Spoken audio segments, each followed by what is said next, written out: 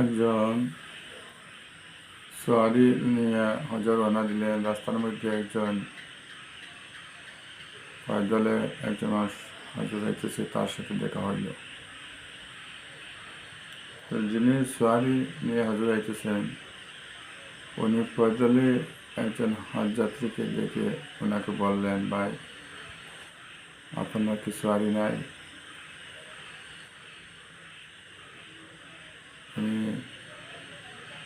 উনি বললেন, তুমি তোমার কাজ করো। তখন উনি বললেন, ভাই সোয়ারি যখন আপনার নাই, তাহলে আপনি আমার কাছ থেকে টাকা নেন নিয়ে বাজার থেকে সোয়ারি খরিদ করেন। তাহলে সোয়ারি নিয়ে যদি যান তাহলে কম সময়ে হজ করে যেতে পারবেন, অথবা সময় বেশি লাগবে।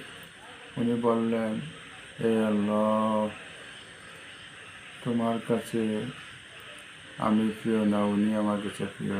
উনি আমাকে সাহায্য করতে চাইছে, মওলা আপনি আমাকে সাহায্য করুন। আল্লাহর সাথে সাথে অনেক টাকা হাতের মধ্যে দিয়ে দিলেন। তখন সোয়ারিওয়ালা বাইকে উনি এর সঙ্গে টাকা দিলেন এবং বললেন, তোমার যেহেতু তুমি লাগাইও। আর আমি আল্লাহর মহব্বতে সোয়ারি ব্যবহার করি না, সোয়ারি ছাড়া আমি